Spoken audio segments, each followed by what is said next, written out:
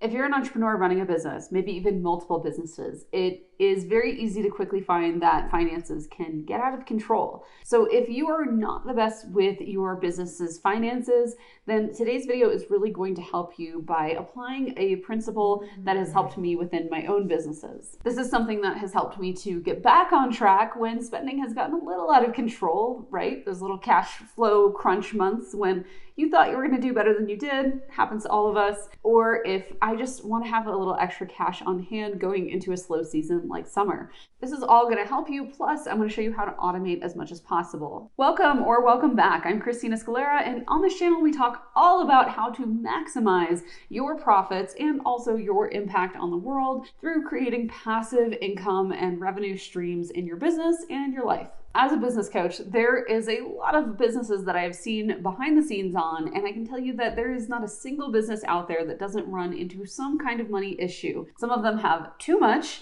and they don't know how to best proceed with it. Most of them have too little and they don't know how to either make more of it or be better stewards of the money that they do have coming in the door so that they aren't living launch to launch, kind of the entrepreneur's version of paycheck to paycheck. Honestly, this sounds a little nuts, but stick with me. So the hardest part about entrepreneurship for me has always been not having a boss to tell me exactly what to do, like creating my own parameters of success and what is going to drive the needle forward. That's always been really difficult for me, especially when it comes to finances and budgeting in my business. I know most people dream of the day when they can ditch the 9-to-5 and dramatically throw their papers in the air and walk out of the office and give the big middle finger to any future boss, and now you're your own boss. While a big dramatic exit from the workplace can be fun in Hollywood, I've found that in reality, it's a lot more fun to wake up and know exactly what you need to work on that day in order to move the needle forward. Likewise, when it comes to your finances, if you have some general boundaries and guidelines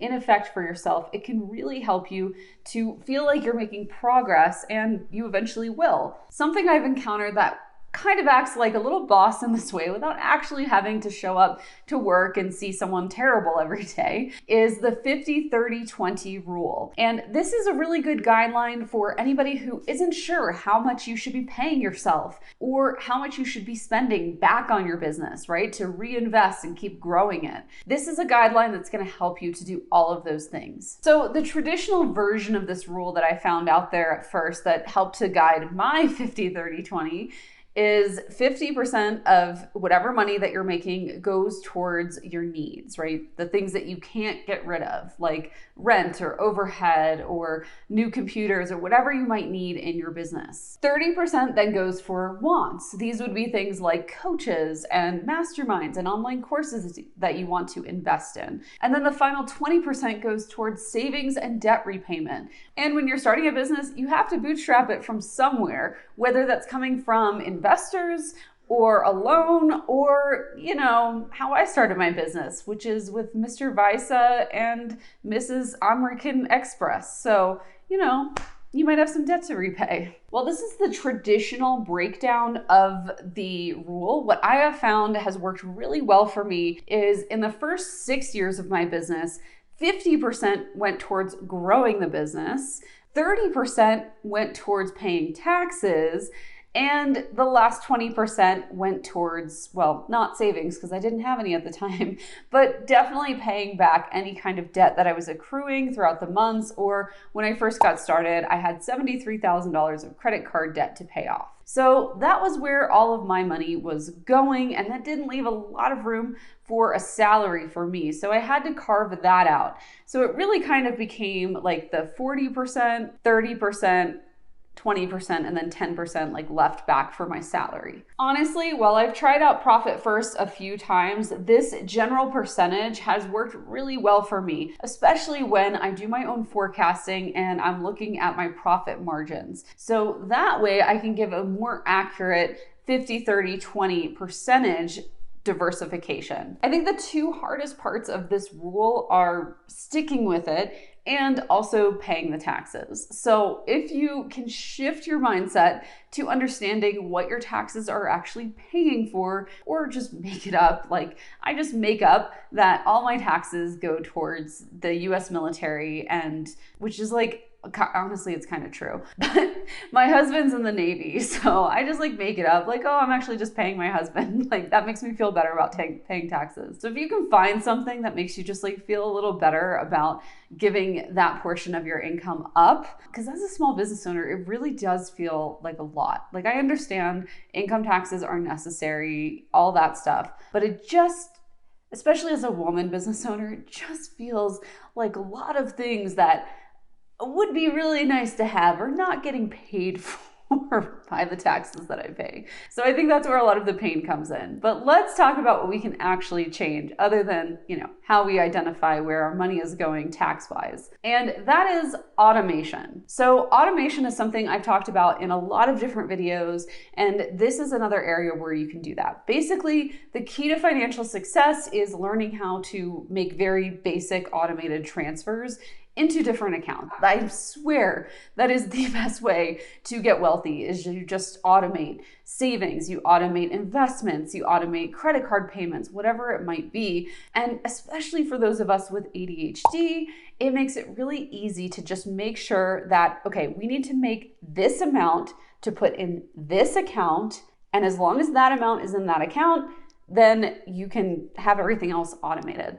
So for me, it really simplifies things because I know I'm working towards like this one number every single month, and then everything waterfalls down from that. Certainly, there are very complicated automated systems like Profit First that take this to the nth degree. But for me, the 50-30-20 rule, or really the 40-30-20-10 rule, works really well for me to figure out how much I should be paying into each different account. And then, if there's a little savings left over, but my tax bill is higher than I thought, then I'm still okay. And same thing with investments. If I want to invest in an online course and, I've been investing a lot back in my business, could those things be interchanged and could they support each other so that the money flows well through those accounts? You have to find the right golden ratio of these accounts that works best for you. But I think the overarching lesson, if I could go back and tell 2015 Christina, who was starting the contract shop from scratch, what I would tell her is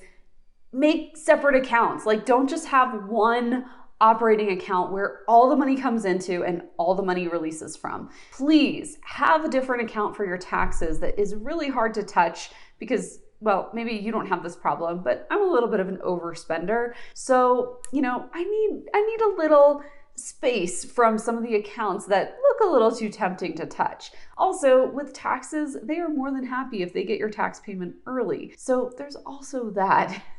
I would recommend keeping it in a high yield savings account, especially right now as I'm recording this. Most high yield savings accounts are paying you back somewhere between 3.5% and 4.2%, which if you have a couple $1,000s in there is not nothing that's like a free dinner every month. So on top of your operating and tax account, you're gonna also want to have maybe an investment account, not like a true brokerage investment account like I've talked about before, but more like an investment account back into yourself. And that way, anytime you're interested in investing with a new mentor or a course or program, you can see exactly how much money you have set aside for that. And you can see how much is going in on a monthly basis. So maybe their payment plan is affordable, but their pay in full is not. You would immediately be able to know because the money's either in the account and it's coming in or it's not. I will say that I have not always been this conservative when it comes to saving and budgeting and just finances in general, either personally or professionally. I have definitely been more of a risk taker, which has paid off in big, big ways throughout my career. And you wouldn't see the career or the YouTube channel or the businesses that I've had if I hadn't done some things that felt a little risky. So if you're in a space where your business finances aren't the best, but you feel like you're making really good investments, like deep down, they truly feel like they're going to carry you forward into the next step, listen to that. Listen to that. We are entrepreneurs here on this channel, and there's a reason why you are not working for someone else. There's something that you saw in yourself or in the world that needed to exist, and you are determined to make sure that it's here and that people know about it. And sometimes that takes more risk than sticking to a formula and making sure that everything goes according to plan every single month. Sometimes things need to go a little off the rails. So while I'm not encouraging you to deviate a lot from your plan, I do want to encourage you and let you know that there is a lot to be said for those little nudges that you get that you end up following, because even though you might not understand why you're so interested in going to a conference with a certain coach that's speaking, once you get there, maybe they connect you with someone, or maybe you meet someone there that then becomes your podcast partner and you guys have a hit podcast. Like, you just don't know what's going to happen. So I think this ratio is really helpful as a guideline. And while other people like live and die, breathe by it, I don't quite do that. I think it would be really hard to make some big up levels in my business and in my life if I didn't take some bigger risks. Just as an example, my husband and I have bought 2 properties within like 9 months of each other during a time when we bought in Washington, everyone was like, don't do it. It's a terrible market. You're competing with everyone. And da, da, da. Yeah, we bought our house sight unseen, paid $42,000 over asking. Not ideal conditions. However, when we bought here in Colorado, people were saying, oh, the market's bad. Interest rates are so high. Just wait. The interest rates are going to come down. Da, da, da, da, da. Okay, well, in the meantime, I now have an asset that's cash flowing from a rental because there's 2 houses on this property, and I'm literally staring at 1 14er, 2 14er, 3 14er, 4 14er. I have 4 14ers outside of my window right now to inspire and encourage creativity in my life every single day. But yeah, I could have waited like 9 months, and who knows what would have happened in the meantime. So I think you have to take some calculated risks that obviously, aren't gambling. Like, there's a pretty safe bet that the housing market is going to continue to appreciate. Might go down a little this year, interest rates might go up. Might be a little harder to buy a house or sell a house this year. But overall, in 10 years, I feel pretty confident based on historical data that this is going to be a good investment. And if it's not, then I have a retirement home that I am thrilled with. So that being said, this is why it's so important for you to continue to do the inner work and figure out what you truly deep down want. Because if you don't know that, if you aren't sure what you're working towards, you're going to be unmotivated. You're not going to understand what the point of those hard days in your business are for. And you might give up when you're right on the brink of a big breakthrough. As a final reminder, as my coach once told me, you don't have to get this automation and all these accounts perfect from the start. You don't have to have the perfect ratio of funds being contributed to the right accounts as income comes in through launching and clients and things like that.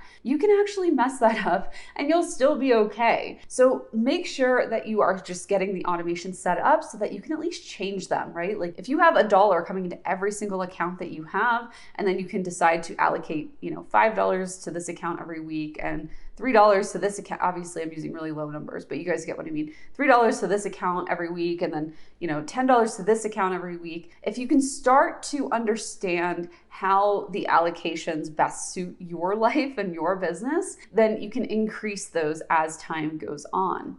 Well, everything that we've talked about here today is technically a budget. I don't like that word, and I don't like to think of it that way. I think it's a lot more freeing when you can look inside an account, see how much money is there for you to spend, and then go make some fun spending plans from there, some fun investments in your business or in your life. And if you want to see more of how I went from $73,000 in credit card debt to a thriving business owner, to broke again, to thriving, to broke again, to eventually stabilizing out through a lot of the principles I talked about here in this video, and now beyond after I sold that business and now I have the ability to focus on just one. Hello, hi, YouTube, love you. You're gonna want to check out the video that just popped up on your screen, because that's all about how I went from broke and really struggling to thriving. And don't forget to leave a comment below if any of this inspired you, or if you have further questions about what I talked about here in this video, or if you're just nosy, you want to know the tea. I'll see you there.